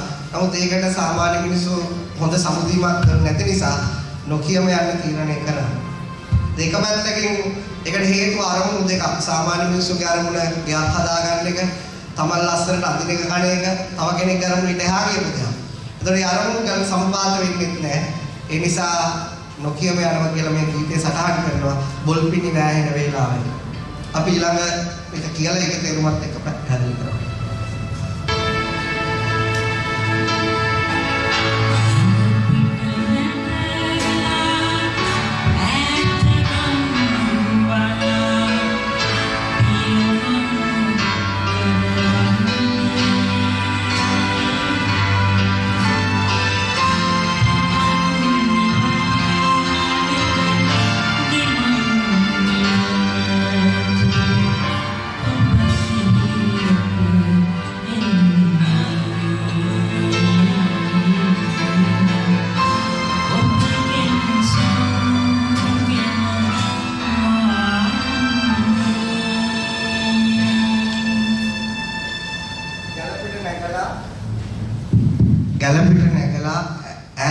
ගම්මලා පියමන් කරවන්නේ. ඒ දැන් අද නම් ලෝකේ අපි ඈත ගම්මලා යන්නේ එක 3 wheel එකේ, එක car එකේ, එක jeep එකේ, එක බස් එකේ. නමුත් මේට අවුරුදු අපි ගම මඩල් දුව කියවන කාලේ කියලා. එතකොට අපි ඈත ගමකට ලංකාවට නැත්නම් ගැලපෙට නැගලා. ගැලප යන්නේ. ලෝකේ එතකොට ප්‍රධාන මාධ්‍ය ප්‍රවාහන මාධ්‍ය ගැල. එතකොට ගැල් කරුවාගේ ජීවිතේ වෙනස් හරි අමුතුයි. වෙනස්. මොකද ඒක සාමාන්‍ය මිනිස්සු ගයක් දොරක් හදා එක තැනක ඉන්නේ. ගැල් කරුවෙක් මහත් දීපයක් කරා ගමනක් යනකොට අයිත් උට එන්න වෙන්නත් පුළුවන්. නැති වෙන්න. උට වෙනස්ම අත්දැකීම් තියෙනවා වෙනස් තැන් වල. එතකොට ගැලපෙට නැගලා තමයි ඈත ගම්මලා පියමන් කරන්න වෙන්නේ. මොකද පයි යන්න බෑ විශාලක දැන් අපි ගත්තොත් ගැල් කරුවන්ගේ කතන්දර කාන්තාර හරහා වැටිලා තියෙනවා. එතකොට ඉන්දියාවේ ඉඳලා චීනය හරහා වැටිලා තියෙනවා. විශාල වශයෙන් විශාල කතන්දර තියෙනවා ගැල් එක්ක සම්බන්ධ අතීත තොරතුරු සේදමාවත කියලා ගත්තාම මේක තියෙනවනේ. ඒ තමයි වෙනත් අලුත් නොදන්න ප්‍රදේශයක පියමන් කරන්නේ ගැලක. ඉතින් ඒ වගේ තමයි මේ මෙතනදී මේ පෙන්නන්නේ අපේ ජීවිතය අපේ ශරීරය පිළිබඳව. අපේ ශරීරය අපි මේ ජීවිතේ හරියට ගැලක් වගේ මේ පෘථිවි තලයේ මේ කෙටි කාලයකට අපි ලබා දීපු ගැලක් කරත්තයක්. එතකොට මේකේ තමයි අපේ මනස ජීවත් කරන්නේ. එතකොට අපි මේ ශරීරය අතහැරලා යනකොට අපි යන්න වෙන ලෝකයක් දන්නවද? දන්නේ අපි කවුරුවත් දන්නේ නැහැ. නමුත් මේක අතහැරියම අපිට වෙන ලෝකයකට පියමන් කරන්න වෙනවා. වෙන මානසික ස්වභාවයක් ඇතුළු කරන්න වෙනවා. අපි කැමති වුණත් අපි අකමැති වුණත් මේ ගැල අපිට අතහරින්න වෙනවා. ඒක තමයි ඊළඟ පෙළේ කියන්නේ. තවත් නිවහනක ගිමන් නිවනතුරු ඔබ සිහියට එන්නේ. කියන්නේ සිද්ධාර්ථ අභිනිෂ්ක්‍රමණය කරේ මේ යසෝදරා රාහුලගේ විතරක් නෙවෙයි. මේ తాවකාලිකව ගත ශරීරේ පව අභිනිෂ්ක්‍රමණය කරේ. ඒකත් අතහැරලා දානවා. කෙනෙක් සත්‍ය අවබෝධයට යනකොට එයා තම ශරීරයට තියෙන බැඳීම අතහරින්න ඕනේ. තම මනසට තියෙන බැඳීම ඊළඟට අතහරින්න ඕනේ. එතකොට තමයි එයාට අලුත් නිවහනක් ලැබෙන්නේ. ඒ කියන්නේ මෙතන කියන්නේ බුද්ධත්වය ගැන. එන්ලයිටන් ගැන ඔයගොල්ලොන්ට වචනේ විතරයි මගේ අහන්න පුළුවන්. ඒක වෙනම එක්ස්පීරියන්ස් එකක්. ඒ කියන්නේ මිනිස්සේ මහ පොළොවට තියෙන බැඳීම මනසින් අතහැරියාම, දරුවන්ට තියෙන බැඳීම මනසින් අතහැරියාම එයාගේ ශරීරයට තියෙන ආසාව පවතිනවා. ඒකත් අතහැරියාම එයාගේ මනසේ ප්‍රතිරූපයට තියෙන ආසාව පවතිනවා. ඒකත් අතහැරියාම සම්පූර්ණම වාලගේ භාෂාවෙන් කියනවා ගුරුත්වාකර්ෂණයෙන් මනස අයින් වෙනවා. මම මේක විස්තර කරන්නේ ගුරුත්වාකර්ෂණයෙන් අයින් වෙන සිස්ටම් එකක් පවතිනවා. ඒක රොකට් එකකින් නෙවෙයි. ඒක මේ ගුරුත්වාකර්ෂණය පවතින්නේ කෙනෙක්ගේ මානසික බැඳීම් පවතිනකම් විතරයි. ඒක ඔයාලට තේරුම් ගන්න යන්න එපා. ඒක වෙනම ස්ටෙප් එකක් වෙනම විස්තරයක් මම නිකන් අහලා විතරක් තියාගන්න. හිතන්න යන්න එපා. ඒක කාටවත් හිතා ගන්න බෑ. මගේ මිනිස්සුන්ගෙන් අහගන්න කර මිනිස්සෙක්ට ඕන නම් ග්‍රැවිටේෂන් එකෙන් අයින් වෙන්න පුළුවන්. ඒක ග්‍රැවිටේෂන් එක පවතින්නේ කොහොමද පවතිනකන්ද? මානසික බැඳීම් පවතිනකම් විතරයි. ඒක වෙනම එකක්. එතකොට එක වෙලාවක් ගහනවා. එතකොට මානසික බැඳීම් තියෙන කෙනාට පෘථුවියත් එක්ක එක්ස්පීරියන්ස් තියෙනවා. ඒ කියන්නේ අපි උදාහරණයකට ගත්තොත් දැන් සඳට ගියා නීල් ආම්ස්ට්‍රෝන් වගේ කෙනෙක්. එයාට තියෙන එක්ස්පීරියන්ස් දෙකක්. එකක් තමයි සඳ මත එක්ස්පීරියන්ස් එක හා පෘථුවිය මත එක්ස්පීරියන්ස්. දැන් 2030 නාසකේ යානාවක් හදන මම දැක්කා මේ ටෙක්සාස් වලට ගියපු වෙලාවේ. ඒක අඟහරු මතට යන්නේ. ඒතකොට කවුරු හරි අඟහරු මතට ගිහිල්ලා නැවත පෘථුවියට පාවොත් එයාට මේ පෘථිවිය අනිත් මිනිස්සුන්ට නැති එක්ස්පීරියන්ස් එකක් වගේ. ඒක තමයි අඟහරු මත අත්දැකීම හා පෘථිවිය මත අත්දැකීම. ඒතකොට පෘථිවියේ ඉන්න මිනිස්සුන්ට තියෙන පෘථිවිය මත අත්දැකීමක් විතරයි. ඒතකොට හැම බැඳීම් වලින් ජීවත් වෙන හැම මිනිස්සෙක්ටම තියෙන්නේ ගුරුත්වාකර්ෂණය හා සම්බන්ධ. ඒ කියන්නේ බර. මේ පොළොවට බරයිනේ අපේ ශරීරයේ ඒ පිළිබඳව අත්දැකීම විතරයි. නමුත් අවබෝධයට ගිය මිනිස්සෙක් වෙනත් විවාහනකට ගිය මිනිස්සෙක් ගැල් අතහැර දාලා එයාට අත්දැකීම් දෙකක් වදින එකක් තමයි ඒකට අපි කියනවා බුදුදහමේ භාෂාවෙන් කියන නිර්වාණය පිළිබඳව අත්දැකීම් පවතිනවා. එහෙමත් නැත් ඒ වගේම සාමාන්‍ය මිනිසුන්ගේ මානසික ස්වභාවයත් එයා ඊට කලින්ම දන්නවා. ඒක ඕගොල්ලෝගේ අත්දැකීම. අපි දැන් ගත්තොත් මුස්ලිම් ආගමේ ගත්තොත් අභිනායක ගත්තොත් එයාට දෙවියන් වහන්සේ මේ නියෝජිතෙක්නේ. හරියට මොකද මම මුස්ලිම් දහම අධ්‍යයනය කරලා තියෙනවා. ඒතකොට නිවනට අපේ රටේදී කියන්නේ නිවනට නොදන්න ස්වභාවයට. එතකොට මුස්ලිම් ආගමේදී ඒක කියන්නේ දෙවියන් වහන්සේ කියලා. කතෝලික ආගමේදී කියන්නේ ස්වර්ග රාජ්‍යය කියලා. Hindu ඒ කල්චර් එකට කියන්නේ බ්‍රාහ්මණ සමග ඒකාත්මික වෙනවා කියලා. ඒතර ඒක එහෙම තමයි ඒ සම්ප්‍රදායට සාපේක්ෂව ඒ වචන විස්තර කරලා තියෙනවා. ඉතින් මම මෙතෙන්දී අලුත් දෙයක් කියනවා. දැන් මම වගේ මිනිස්සෙක් ගත්තම සරණ දානවා ළඟින් මැසුරු කරන නිසා මම ඒ කියන්නේ කිසිම ජාතියකට ආගමකට කොටු කරන්න බැරි මිනිස්සෙක්. මම ඉන්නේ මම ඉපදුනේ ගාල්ලේ මම ගියේ පන්සල් ඒ නිසා මම මේ කල්චර් එක නියෝජනය කරනවා විතරයි. මගේ මනස කිසිම කල්චර් එකක් සම්බන්ධයක් නැහැ. ඒ නිසා තමයි මම විවෘතව ඕපන් හිතන්නේ. මගේ මනස කිසිම ආගමක් එක්ක සම්බන්ධයක් නැහැ. දැන් මම ඇමරිකාවට පළවෙනියට යනකොට මගේ අපි රැඩිකල් ගතිය වැඩි නිසා කියන්නේ පරසල් ලංකාවේ අපිට දෙන්නේ නැහැ දේශන පවත්වන්න. එතකොට මගේ බණහාම ඔන්ලයින් එකේ පාදකෙනෙක් හිටියා මම හිතා නිව් ජර්සි වල පල්ලියක් ඕගනයිස් කරා. යා මට ඉල්ලීමක් කරා මම සෙනගෙ ගේන්න. මම එයා මට පැහැදිලි හිටියේ මම බයිබල් එකේ හිඩන් වර්ඩ් එක කියලා දෙන්නවා. ඒ වාට පුළුවන්ද මම බයිබල් එකේ කියනකොට ඒක හිඩන් වර්ඩ්ස් කියන්නේ කියලා. මේ වාට ගීතේ කට්ටේ කියලා දෙනවා. ඒ තමයි මම ඇමරිකාවට ගිහිල්ලා 2017 16 මට හිතන්නේ අග මුලින්ම කරපු දේශනාව. Bible hidden words. එතකොට මම දැන් අල් කුරාන් එක කියුවා මම මෞලවීලා හම්බුණා වුණා මොකද්ද මේකට දෙන අර්ථය. ඒතර යාට හිතා ගන්න බැරි අර්ථයක් මම මේකට දෙනවා. මොකද මට මගේ මනස විවෘතයි. මට අර පටු ජාතියකට ආගමකට එහා ගිහිල්ලා ඊට එහා දෙයක් මට පේනවා ඒ ශාස්ත්‍රවල කිව්ව දෙයක. හින්දු ආගම ගැනත් එහෙමයි. ඒතර ඉන්දියාවේ මම දැන් යනවා ඍෂිකේශ් වල එහෙම ඒගොල්ලෝ පාවිච්චි කරන්නේ භගවද් ගීතාව. ඒගොල්ලෝ කතා කරා මම අහනවා ඔයා දන්නවද මේක අර්ථය කියලා. එතකොට එයා මම කිව්වහම තමයි එයාගේ ආගමේ අර්ථය එයාට දැනෙන්න ගන්න. මොකද එයා හිතලා තියෙන වෙන අදහසක්. මේ සින්දු ඒ වගේම. ඉතින් මමගේ ආගම වශයෙන් කවුරු හරි ඇහුවොත් මම නිරාගමිකක් නැහැ. ආගම නැත්තම් ඒ මොනසේ නිරාගමිකයිනේ. ඒ කියන්නේ අපි ගත්තොත් ඉතින් දැන් රැඩිකල් සමාජයත් මම නිරාගමිකක් නැහැ. මගේ ආගම වශයෙන් මම තියාගෙන ඉන්නේ මම මැරෙනකම් මනුෂ්‍යත්වයේ විතරයි. ඒ කියන්නේ යම් මිනිස්සෙක් මේ මිනිසුන්ට මනුෂ්‍යත්වයේ ආදරය ඒක ඕන. ඒකට කිසිම ආගමක් සම්බන්ධ නැහැ. අපි හැමෝටම බඩගිනි වුණාම කන්න දෙන්නේ යා මොන ආගමේ දාන්න ඕනේ නැහැ. හැම කෙනෙක්ම හිත රිදුනහම සනීප කරන්න ඔයා මොන ජාතිය දාන්න ඕනෙත් නැහැ. ඒ නිසා මගේ ශ්‍රාවකයෝ ගත්තාම මගේ වචන අහන ලෝකේ ලංකාවට වඩා පිටරට එක සර් දන්නවා. ඒගොල්ලෝ කතෝලික වෙන්න පුළුවන්. සෑහෙන මුස්ලිම් අය ඉන්නවා. ඊළඟට බර්ගර් අය ඉන්නවා. ඊළඟට හින්දු අය ඉන්නවා. ඒක විශාල කට්ටිය ඉන්නවා. ඒගොල්ලෝ මගෙන් අහනවා අපි බුදුන් වඳින්නද? මම කියනවා අවශ්‍ය නැහැ. ඒක ඔයා ඉපදිච්ච කල්චර් එක ඔයා මැරෙනකන් ගත කරන්න. ඒක වාගේ අයිතියක්. ඒක වාගේ කැමති වුණත් අකමැති වුණත් ඔයා ඉපදලා තියෙන කල්චර් එක. ඔයාගේ හිත නිදහස් කරගන්න ඕන නම් විතරක් මගේ වචන භාවිතා කරන්න. ඒ කියන්නේ ඒකට මට අවශ්‍ය නැහැ මේ ආගමෙන් මේ ආගමට මිනිහෙක් මාරු කරන්නවා. මේ ආගමෙන් අර ආගමට මිනිස්සෙක් ගියත් මට ප්‍රශ්නයක් නැහැ. ඒක මට අදාළ දෙයක් නෙවෙයි. හැබැයි මිනිස්සෙගේ හිත සුවපත් කරන්න අවශ්‍ය නැහැ. එයාට අවශ්‍ය නම් සුවපත් වෙන්න. එයා මොන ආගමේ වුණත් එයාට උදව් කරන්න පුළුවන් හිතගෙන. මොකද මම අවුරුදු 19 න් ගෙදර ගිහිල්ලා දැන් මගේ වයස 32යි. මම ස්පෙෂල් කරේ හියුමන් මයින්ඩ් එක. මට මේ හියුමන් මයින්ඩ් එක වාගේ හිත වාට පේන්නේ නැහැ. නමුත් මේක පිළිබඳව විශාල අත්දැකීම්, විශාල එක්ස්පීරියන්ස් අපි මා සතුව පවතිනවා. ඒ නිසා මම මේ ළඟදී කිව්වේ බුද්ධ ශාසන අමාත්‍ය ලේකම්තුමාට ඔබතුමාට ඕන ලෝකේ ඕනම දාර්ශනිකයෙක් ගේන හියුමන් මයින්ඩ් එක පිළිබඳව මම කියනවා යාට ලොජිකලි මාව පරද්දන්න බෑ කියලා.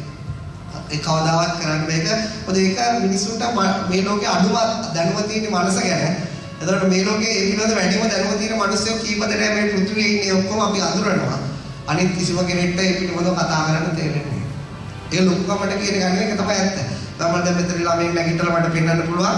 එයාගෙන් ඇහුවොත් තාපය පිළිබඳව එයා තොරතුරු කියයි සර් උගන්වපු ටික.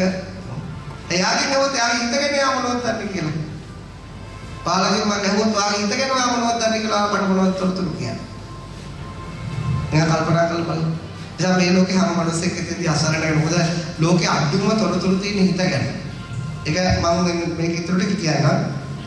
ඒතර මෙතෙන්දී මේ තවත් විවහාරයක් දිමන්න ඔබ 100ට එනවා කියන්නේ යසෝදරා තම මතක් වෙනවා වෙන බුදුහාමුදුරුවන්ට බුදු වෙලා යසෝදරා මතක් වෙනවා ඇති කියලා සරත්පෙනාතු මහත්තයා හිතන එයාගේ මනෝභාවය.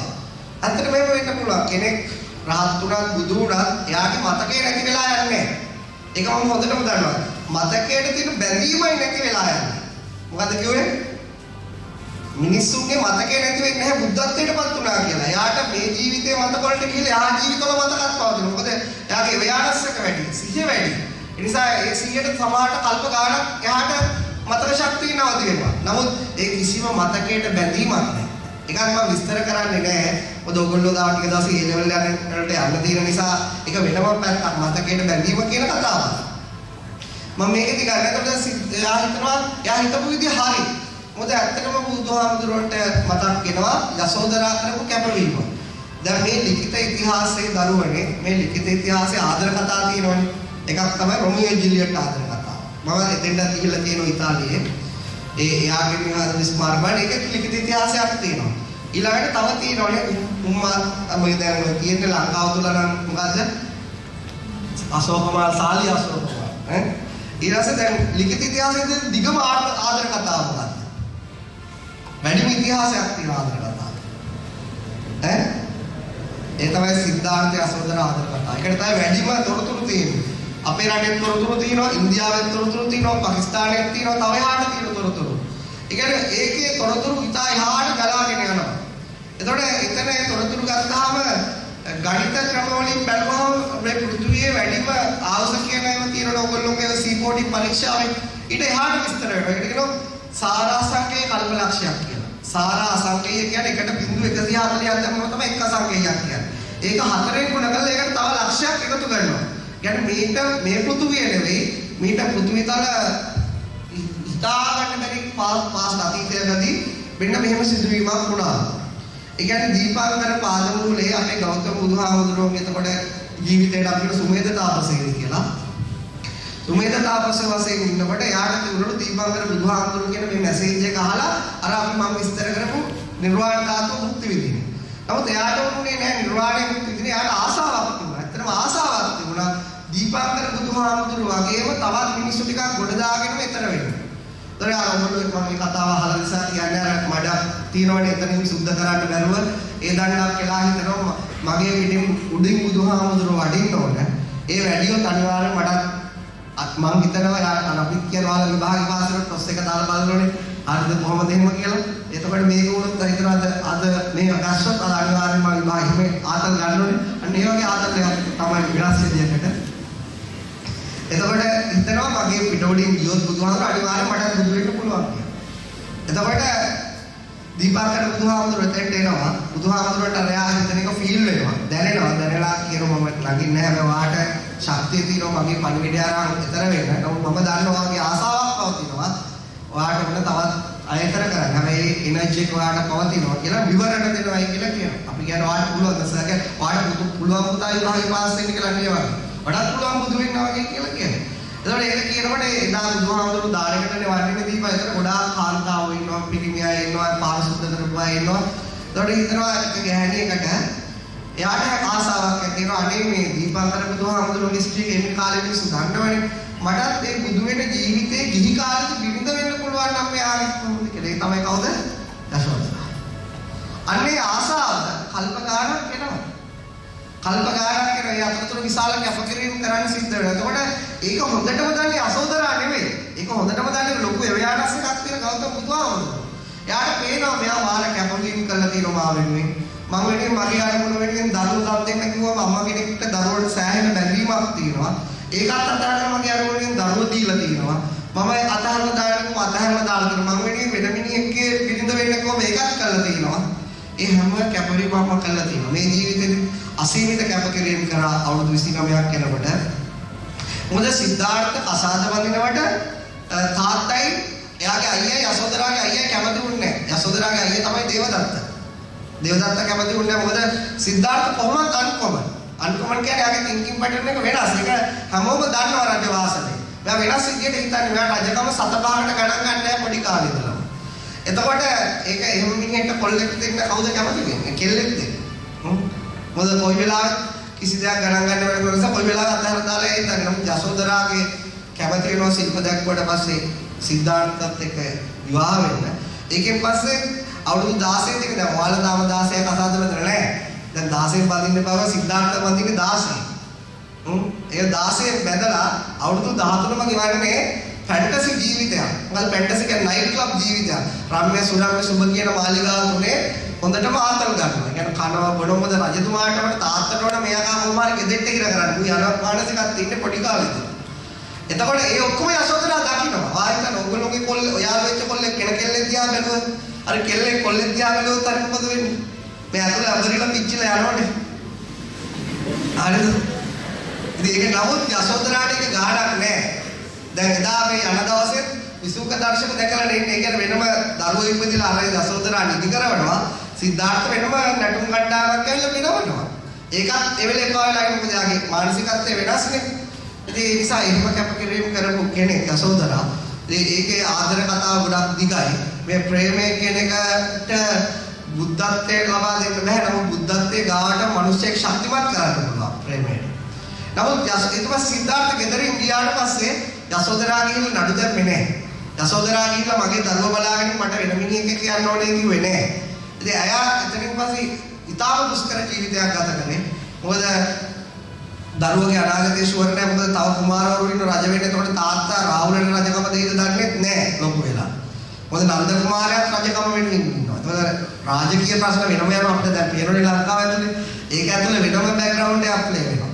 එතකොට ඉවත් යසෝදරාට ගන්න යසෝදරා ඉතින් එයා කියපු අරමුණ එයාට ඉෂ්ට කරගන්න ලැබෙන්නේ කියලා. මේ කාලෙත් මට ඒ වගේ අත්දැකීමක් තියෙනවා. ඊයේ විස්තර කරා ඕස්ට්‍රේලියා සිටිසන් තියෙන ළමයෙක් ආව මහාන වෙන්න මගේ දේශනාවල ඉංග්‍රීසි දේශනාව. එනකොට මම ආවි කොහොමද බැලලා මම බැලලා මට දරුවෝ දෙන්නෙක් කියලා දරුවෝගේ වයස අවුරුදු 4ක් හරි 3ක් හරි. මම ආවි බිරිඳ කැමතිද? බිරිඳ කැමති නෑ. නමුත් එයා මං කරන දේට කවදාවත් බාධා කරන්නේ නෑ කියලා. මම මට ආ බිරිඳ වා පැවිදි වෙන දවසට බිරිඳට මම කතා කරලා ඕස්ට්‍රේලියාවට හිටිය වාට එන්න පුළුවන්ද නැහැ. එන්න පුළුවන් විතරක් නෙවෙයි ඒ පැවිදි පින්කමට යන සියලුම විදමේ කාන්තාව දුන්නා. දින දරුවෝ දෙන්නත් එක්ක එයා ආව ලංකාවට. ආවට පස්සේ අපි වැඩසටහන කරලා මම පොඩි ඇත්තේ කතා කරන්න කියලා. ඒක ගියාම YouTube එකේ ප්‍රචාරය කරා. එයා ආදරය කරනකොම එයා කිව්ව ලස්සන කතාව ලංකාවේ මං ගෑනුවයින් අහලම නැහැ. මම ආදරය කරා නම් එයාට එයා යන අරමුණට හොඳ නම් මම ඒකට උදව් කරන්නේ නැත්නම් මගේ ආදරෙ නැති වැඩේ මොකක්ද? ඒක බලන්න YouTube එකේ විනාඩි 25ක විතර ඩිස්කෂන් එකක්. ඒක ඉතාලි ජාතික කාන්තාවක් ඕස්ට්‍රේලියාවේ හිටියට. දැන් එයා මට කොහොමද දරුවෝ දෙන්න බලා ගන්න පුළුවන්. එයාගේ අරමුණ වෙන්නේ. ඒක මට ප්‍රශ්නයක් නෑ. ඒතර මම ඇහුවා අර මහාන වෙච්ච කෙනා මංගාවේ ඉඳ වාගේ වයිෆ් වෙන කෙනෙක් එක්ක සම්බන්ධ වෙයි මොකද්ද වහින්නේ. ඒක කමන්නේ ඒක එයාගේ ආසාව. ඒක එයාගේ කැමැත්ත. මට මෙච්චර පරිත්‍යාග කරපු කෙනෙක් 10ක් එක හිටියක් කොට ගාණක් නැහැ. එතකොට ඔයාලා හිතන්නේ يعني ඒ මයින්ඩ් එක සාමාන්‍ය මනුස්සයෙක්ගේ මනස අභිභවා ගිහිල්ලා නැතිනේ. මම කියන්නේ එහෙම මනසක් හදාගන්න පුළුවන් හරි ලේසි මේ පෘථිවියේ ජීවත් වෙන්න. මොකද ආදරය කියන්නේ හරි අමුතු දෙයක්. ඒක අද ඔයාට ඇති වෙන්න පුළුවන්, මෙයාට ඇති වෙන්න පුළුවන්, හිත එක වෙනස් වෙන්න පුළුවන්. එතකොට ඒක කොටු කරන්න බෑ. මේ විශේෂයෙන් බෝධිසත්වයේ ආදරය කොහොමද කොටු කරන්නේ? මේක යසෝදරා දැනගෙනමයි ආවුනේ. එතකොට මේ ඒක සංස්කෘතියෙන් ප්‍රේම කරන්න පුළුවන් දෙයක් නෙවෙයි. ඉතින් ඒක බුදු වෙලා මතක් වෙනවා. එතකොට ඒ වගේම එයා ඒ ගීත රචකයා හිතන වගේම සිද්ධාර්ථ ගෞතම බුදුහාමුදුරුවෝ ගෙදෙට්ට වඩිනවා. ඔයගොල්ලෝ ඒක අහලා තියෙනවනේ. ඒ ආවු ගමනේදී බුදුහාමුදුරුවෝ කවුරුවත් ගමේ අය සලකන්නේ නැහැ. ඒ නිසා පින්ඩපාත යන්නේ රජමාලිගාව ගෙවල් වටේ තියෙන ගෙවල් වලට ගිහින් කෑම ගන්නේ.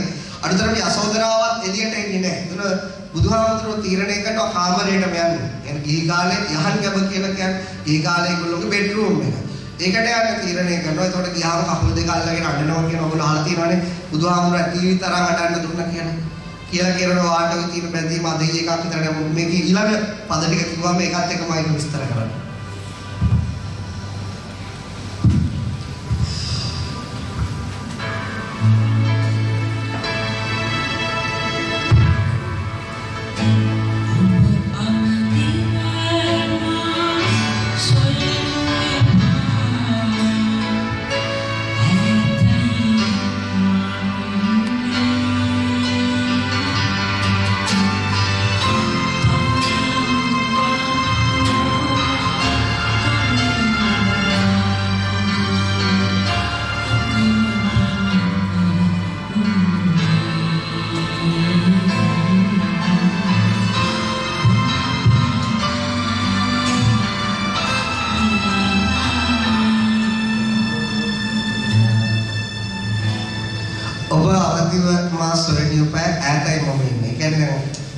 යසෝදරා ළඟට ඇවිල්ලා මේ යසෝදරාට බුදුහාමුදුරුවෝ හිතනවා මාව හොයන්න එපා වෙහෙසටපත් වෙයි. මොකද දැන් මම කියපු සිද්ධාර්ථ නෙවෙයි මේ ඉන්නේ.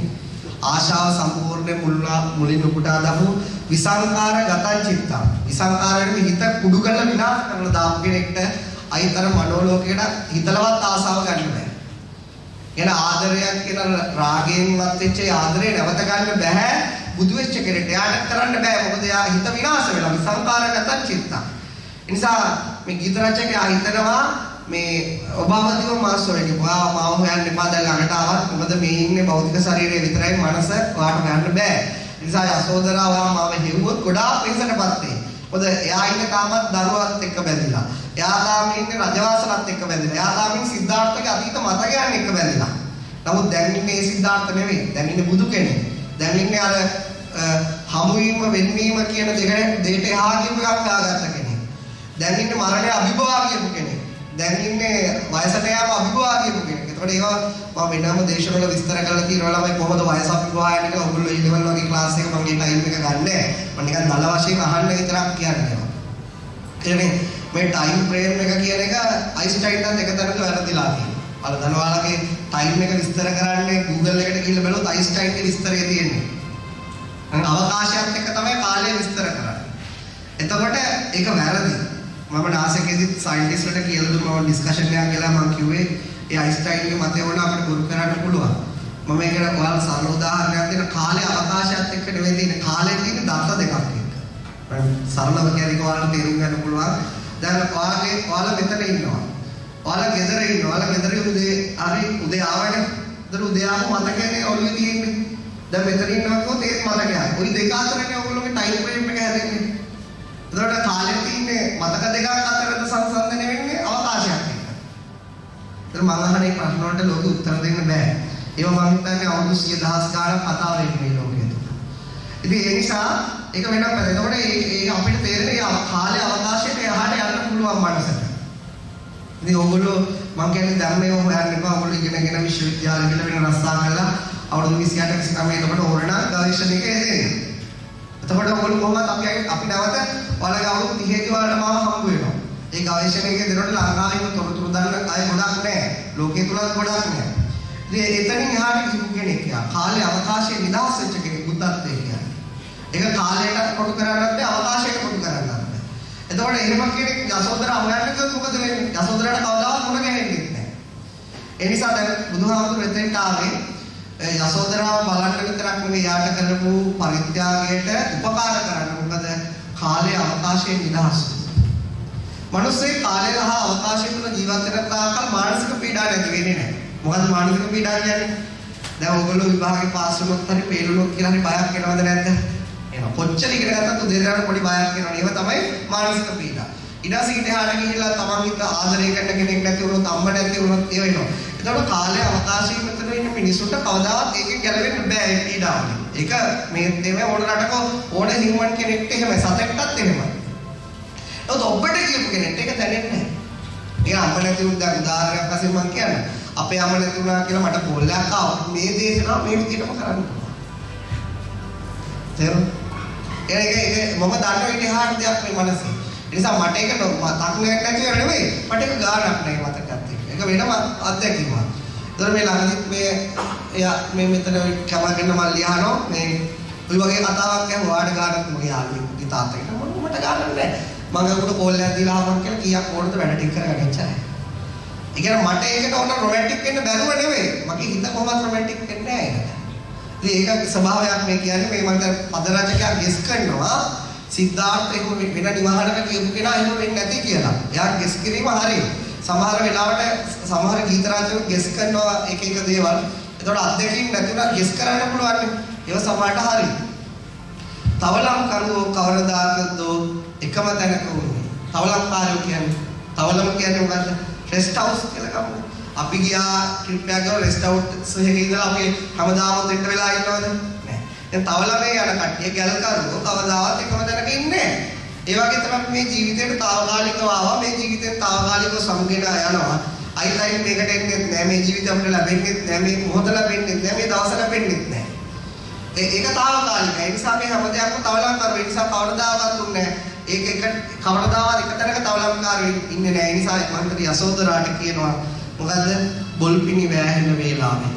මේ ඔක්කොම බොරු දෙයක්. ඒ කියන්නේ අපේ ධර්මයේ අපේ ජීවිතවල අවසාන සම්පයුක්තය. ඔයගොල්ලෝ තියෙන හැමතැනම භෞතික විද්‍යාව සම්පයුක්තය කියලා එනවනේ. සම්පයුක්තය හොයන්න. එතන මම අහනවා මං කියනවා ඔයාලගේ ජීවිතේ සම්පයුක්තය හොයන්න කියලා. කිව්වා මොකද වෙන්නේ? දැන් ඔයගොල්ලෝගේ භෞතික විද්‍යාව පේපර් එකේ එන කෙටි ප්‍රශ්නයක් ජීවිතේ සම්පයුක්තය කීයද? එකක් දාන ධන 1යි, ඍණ 25යි. ධන එක 250යි. ඊළඟ ධන 2500ට වැඩි. පස්සේ උත්තරේ නෝ බිඳුවයි. මොකද උත්තරේ? දවල් ඉරක් ගහන්න වෙන්නේ මොකද? ජීවිතයේ අවසාන සම්පයුක්තය කියලා ප්‍රශ්නයක් ආවොත් ඔකට කුමක් කැටින් ඉරක් ගහන්න? බිඳුවයි. ඒක සමාජයකට අද ඒක හිතන්න වෙන්න පුළුවන්. අපි දැනගත්තත් නැතත් අපේ ජීවිතයේ අවසන් සම්ප්‍රයුක්තයේ බිඳුවයි. ඒ කියන්නේ ඔයාලා විභාගේ පාස් වුණත්, ඔයාලා විභාගේ ෆේල් වුණත්, ඔයාලා රජ වුණත්, ඔයාලා දුප්පත් වුණත්, කාට වුණත් අවසන් සම්ප්‍රයුක්තයේ බිඳුවයි. ඒකෙන් ගැලවෙන්න අපි කාටවත් බෑ. මටවත් බෑ. එතකොට ඒ කියන්නේ අපි මෙච්චර මේ කඩ මොකක්ද බිඳුව වෙන්නනේ. මගේ ඒ නිසා මම ඔයාලට අලුත් දෙයක් කියන ඕගොල්ලෝ විභාග පාඩම් කරන වගේම රිලැක්ස් එකේ ගිහිල්ලා ලියන්න. පාස් වෙන අය කොහොමද පාස් වෙනව? ඒක තීරණය කරන්නේ කවුද? විභාග දෙපාර්තමේන්තුව. ඒක කතරගම දෙයියන්ටත් තීරණය කරන්න බෑ. දෙපාර්තමේන්තුව තමයි තීරණය කරන්නේ ඉසඩ් එක ගහන්නේ කොතනින්ද කියලා. කොතනින් උඩටද ගන්න කියලා. ඒක මම හිතන්නේ සක්විති රජ සාක්‍ර දේවේන්ද්‍රට බෑ. මොකද ඒක විභාග දෙපාර්තමේන්තුවේ ඉන්න කවුරු හරි ගියල් පිරිස් මහත්තයෙක් තමයි අන්තිමස්සට වදින්නේ. දැන් යානේ අධ්‍යාපන ඇමති. කියන ඔයාලගේ තීරණය තියෙන ගවර්න්මන්ට් එකක් තියෙනවා. ඔයාලගේ අතේ නෙවෙයි. ඒ නිසා ඔයාලා මම හිතන්නේ මෙතන ඉන්න ලංකාවේ කිසිම දරුවෙක් අදක්ෂයි කියලා. ඔයාලා ගිහිල්ලා විභාගෙ ලියන්න. විභාගෙ පාස් වුණොත් හොඳයි. ෆේල් වුණොත් ඒත් හොඳයි. එතකොට ඔයාලා මම කිව්වා එක හිතන්න. බිඳුවයිනේ කොහොමද ඉතින් කමන්නේ අද මෙහෙම වුණාට කමක් නැහැ නේ කියලා. ඒ කියන්නේ මේ ලෝකේ මම ගොඩාක් ඇවිදපු කෙනෙක්. මමත් අර සංචාරකයෙක්. මම ලෝකේ මම හිතන්නේ මගේ પાස්පෝර්ට් එකේ රටවල් 40කට වඩා වීසා වැදිලා තියෙනවා. මම ඇවිදලා තියෙනවා. ඒ හැම රටකම ළමයි මම මේ මාර ඔපචුනිටිස් ගොඩක් මේ පෘථිවිය ඇතුලේ තියෙනවා. ඔයාලට විභාගේ පාස් වෙලා ගියොත් ඔපචුනිටිස් ගොඩාක් තියෙනවා. නැති වුණත් ඔපචුනිටිස් තියෙනවා. නොදන්න එකම දේ තමයි ඔයාලා එක දන්නේ නැති එක විතරයි තියෙන ප්‍රශ්නේ. ඒක දන්න මෙයා ගත්තාම මෙයා සර්කියෝ වගේ හાર્ඩ්වෙයාර් එක බඩු වැදින ගම එයා ශිෂ්‍යත්ව ගමෙන් පාස් වෙලා ඇවිල්ලා කුරුණෑගලට 10 වසරයක් ඉඳලා ගෙදරින් රුපියලක් අතරගෙන නෑ අධ්‍යාපනයට. දැන් දැනටත් මෙයා අම්මගේ මල්ලිගේ වියදමට අම්මගේ වියදමට මෙයා සල්ලි යවනවා. තාම වයස 21යි. එතකොට ඒ ඔපචුනිටි එකක් එයා දැක්ක එක එයා කරගත්තා. ඒ වගේ ඔයාලට මොනවා හරි ඔපචුනිටිස් තියෙන එක කුඹපති චක්‍රීකරණය කරන එක උඩත් වෙනවා. ඒ නිසා මේකේ ඔපචුනිටිස් තියෙනවා මම හිතන්නේ මේ බිලියන ගානක්. ඒ බිලියන 6කට වඩා ජීවත් වෙන ලෝකෙ බිලියන 6ක ඔපචුනිටිස් තියෙනවා. ඒ නිසා එකක් විභාගේ පාස් වෙලා ගියාම එතනින් එක පැත්තක් විවෘත වෙනවා. පෙරළුණාම තව පැත්තක් විවෘත වෙනවා. මොකද හෙන ගැහුවාම ගහපු ගහදියා වෙච්ච සිද්ධිය ගැන කඩලා වැඩක් නැහැ. බලපන් ඒකේ හෙනේ වැදුනහම තියෙන වාසිය ටික මොකක්ද කියලා. ඒ නිසා මේ හරි අමුතුයි මේ මනස වෙනස් විදියට හිතනකොට කවදාවත් විපතක් ආවම මම ළඟ ඉන්න අයට කියන්නේ විපතේ ඩිස්ඇඩ්වාන්ටේජ් කොහොමද හැමෝම දන්නවා. ඇඩ්වාන්ටේජ් එක බලලා කියපළ මොකද්ද මේක ගන්න පුළුවන් වාසිය දැන් අර කොහොමද වෙලා ඉවරයි. ඉතින් ඔයගොල්ලෝ විභාගේ පේපර් එකකට ලියන්න ගිහලා අයි ගෙදර එනකොට ඕනම එකක ඒක ලියලා ඉවරයි. ඒ නිසා අයි ඒක හිතලා වැඩක් නැහැ. අයි මොකද්ද බලන්න අයි කරන්න පුළුවන්. ඒක නිසා මම හිතන්නේ ඔයගොල්ලෝ අයි මේ අන්තර්ජාල මේක ඇතුලේ මම හැමතිස්සෙම ෆෝන් එක පාවිච්චි කරනවා. මේක ඇතුලේ තියෙනවා ඕන තරම් දැන් ලෝකෙ ඇවිල්ලා දැන් අවකාශය තමයි නිර්මාණය කරන්නේ මිනිස්සුගේ ජීවිතය. ඉස්සර ගොවි යුගය ඊට පස්සේ ඉන්දියානු යුගය හරියට දැන් ඇවිල්ලා අවකාශය. කෙලිම අවකාශය තුල තමයි මිනිස්සුගේ ඔපචුනිටිස් යන්නේ. ඉතින් ඒ නිසා මම කියන්නේ දරුවනේ ඔයගොල්ලන්ට හැමෝටම හොඳට විභාග ලියන්න ශක්තිය ධෛර්යය ලැබෙන්න ඕන. ඊට පස්සේ ඔයාලා ගීතය කියන එකට මම කියන්නේ දැන් තියෙන ගීත උනන ඔයාලා විස්තර කරන්න පින්නා මලේ ඔබ කොහේ ගිහිල්ලාද ඉතින් ඔකයි උඩ අර්ථයක් දෙකයි යට අර්ථයක් දෙකයි. රාඩ කම්මුවක් කිව්වම පොඩු වම්මුට කිව්වම ඔක කොහොමද කරන්නේ? නමුත් මේ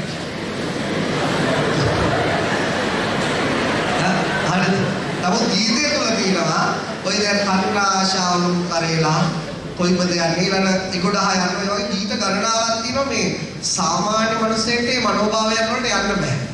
ඒක මොකද ඒ තරම් රසවින්දනය කරලා නැහැ. දැන් අපි එහෙම මට සිංහල සාහිත්‍යයේ ඉස්සර ඉඳලම මට වැඩි. මොකද මට ඒ රසවින්දනය මම වෙනස් පරාස වලට මයින්ඩ් එක ගෙනියනවා.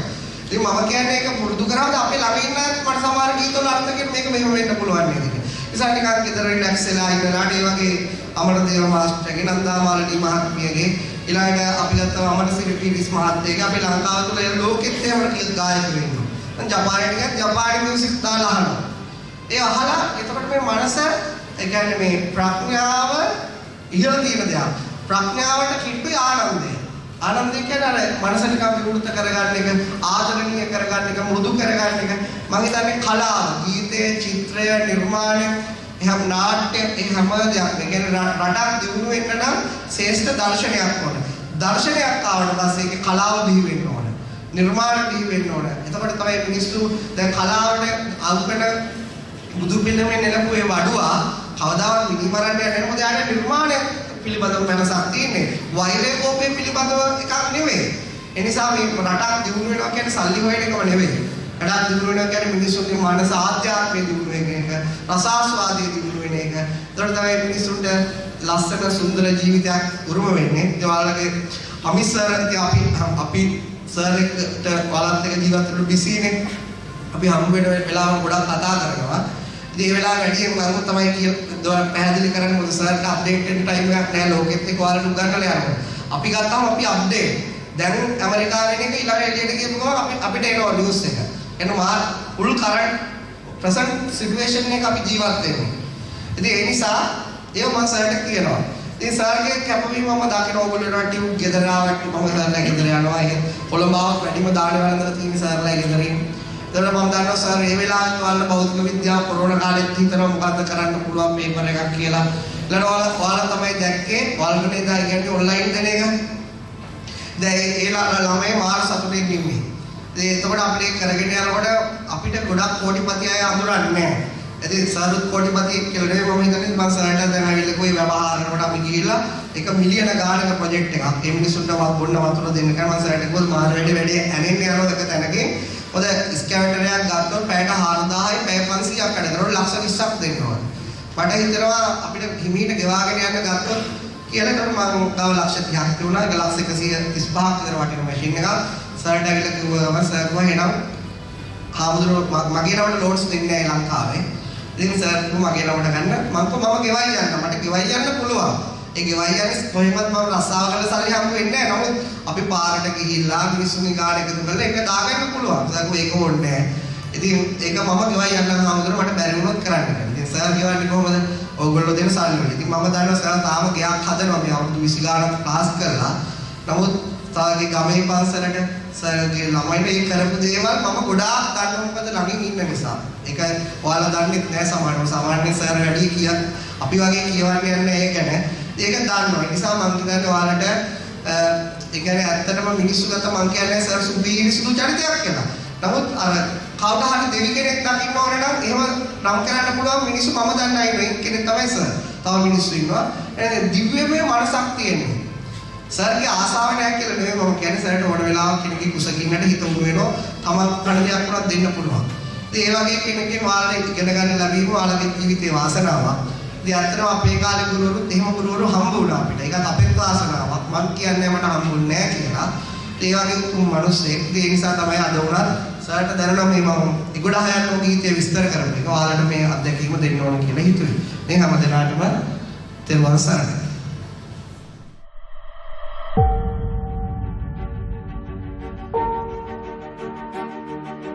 Thank you.